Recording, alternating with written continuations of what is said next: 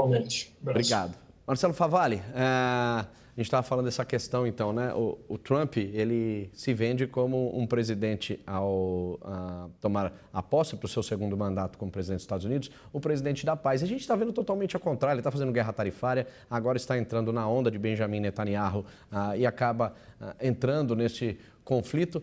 É muito difícil saber o que esperar de Donald Trump, né? E a gente estava vendo, inclusive, as imagens. Né, das instalações que Donald Trump mandou aí bombardear. Aquelas fotos eram referentes a essas 3 usinas aqui, mas antes, só deixa eu fazer um paralelo do que você estava falando. Eric, a campanha ela tem um objetivo muito claro, vencer a eleição. Depois, aquele personagem que é o candidato, ele vai se distanciando da persona que é o político eleito. Não estou falando dos Estados Unidos, não é um proselitismo contra o Donald Trump, mas pode aplicar essa regra em vários políticos, desde instâncias muito baixas, como uma organização municipal, até o presidente de nações muito poderosas. De fato, o Donald Trump usa esse argumento na campanha, que tem respaldo histórico nele mesmo no primeiro mandato de 2007 a 2011.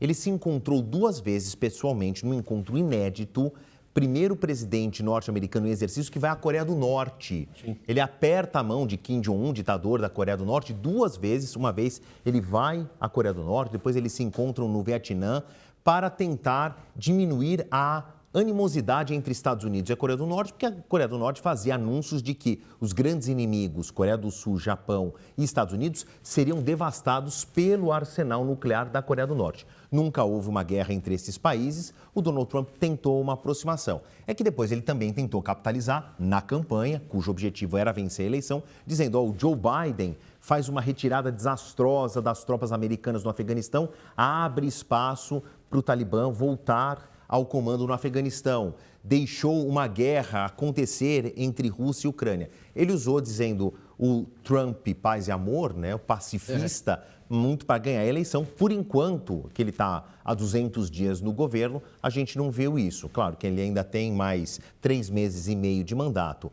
Voltando aqui o cerne da nossa questão, as imagens que passavam enquanto a gente conversava com o professor Vitor de Pieri eram das instalações de Fordo, Natanz, Isfahan, essa que a gente continua vendo. Essa especificamente aí, com esse terreno mais amarronzado, escuro, é Fordo, que era o principal alvo, onde os israelenses e os americanos tinham ali um relatório apontando que haveria pelo menos algumas, talvez milhares de centrífugas reunidas a de 80 a 90 metros de profundidade. Essa aí é Natanz, que a gente está vendo agora na tela. Não dá para ver por essas imagens de satélite o tamanho da destruição, até porque as armas usadas, a tal GPU,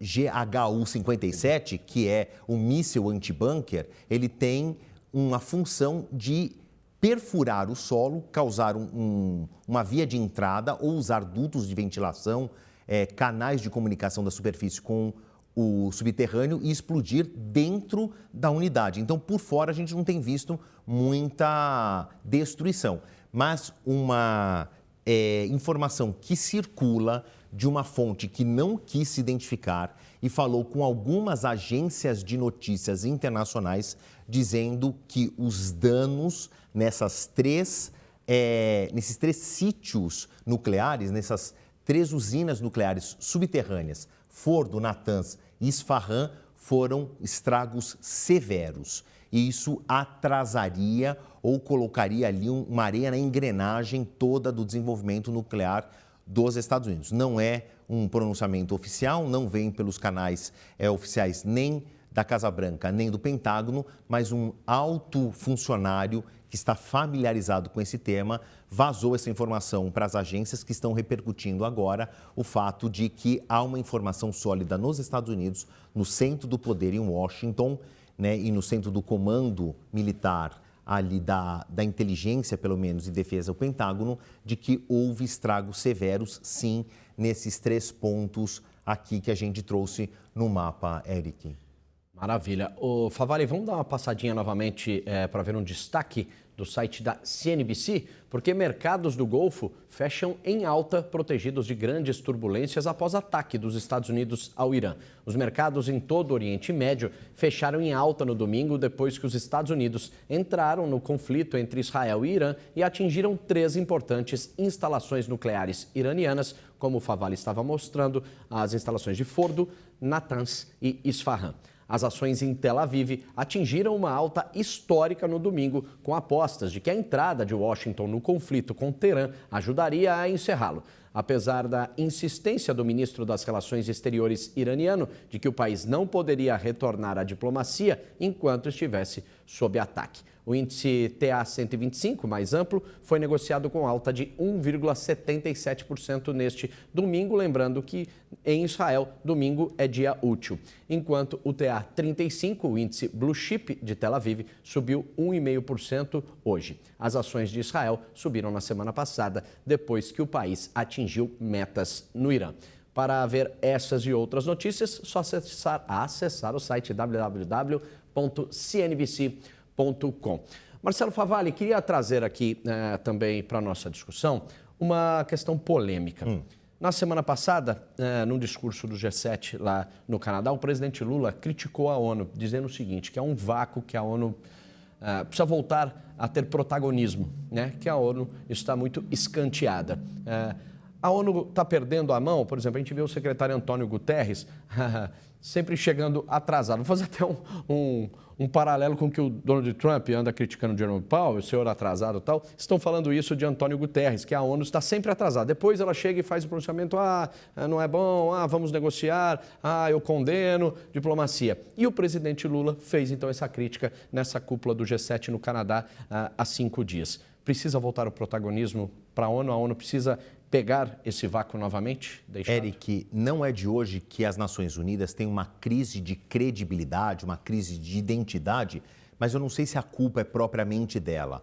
Vamos voltar na história pós-Segunda Guerra Mundial, esse é um ano importante, 2025, são 80 anos pós a Segunda Guerra Mundial, e a ONU, ela foi criada, entre outros objetivos, uma espinha dorsal para que não houvesse uma terceira guerra mundial.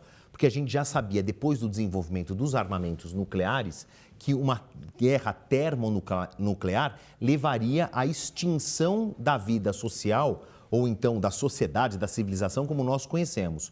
Para minimizar esse risco, foi criado um enorme palco diplomático em que todos os países reconhecidos e que quisessem fazer parte teriam uma enorme mesa de negociação, com instâncias, tem a Assembleia Geral. E aí, adoro essa frase que quem escreve a história?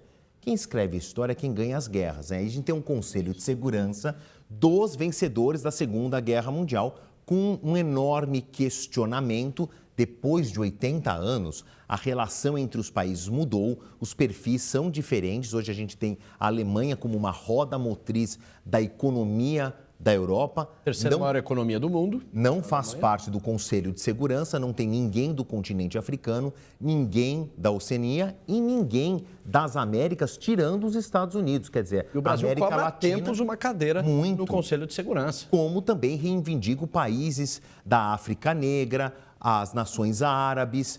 Os soviéticos se perguntam, depois do desmantelamento da União Soviética, por que fica para a Rússia? Se isso não podia ser rotativo entre os países de origem soviética, outras questões. Mas voltando ao que a gente estava discutindo, essa crise de identidade, que eu não sei se é exatamente culpa das Nações Unidas, porque a gente precisa entender, talvez quebrar um falso cognato, né, um inconsciente coletivo, que a ONU não é a polícia do mundo. Não existe uma nomenclatura e não existe uma estrutura global que seja uma governança global. Não existe uma polícia do mundo. Então, remontando a ficção científica, se aparecer um alienígena e falar, me leve ao seu líder, não dá para dizer que a gente tem um líder planetário. Mas a ONU deveria cumprir esse papel, porque não é a Organização das Nações Unidas não deveria mediar os conflitos ao invés de um Trump, a Europa, um Putin.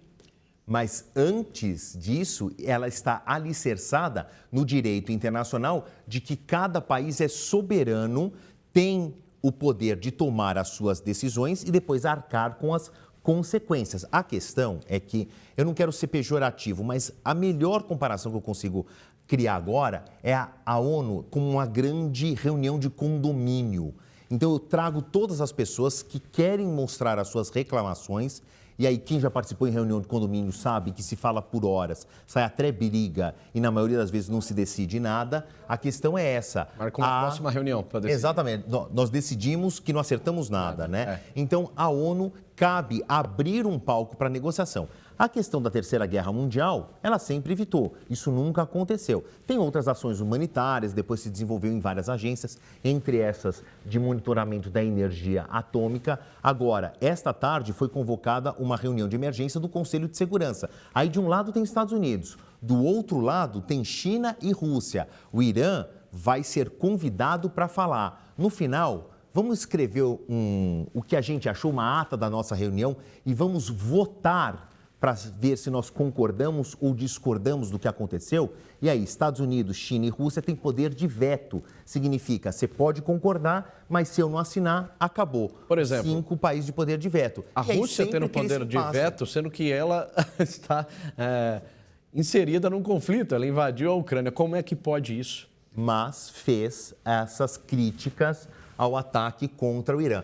Faça o que eu falo, não faça o que eu faço, né? Serve bem, é isso. O famoso não tem moral para falar, mas fala e é aceito na ONU. Para um país ser expulso, para um país para ser aceito no Conselho de Segurança, são etapas.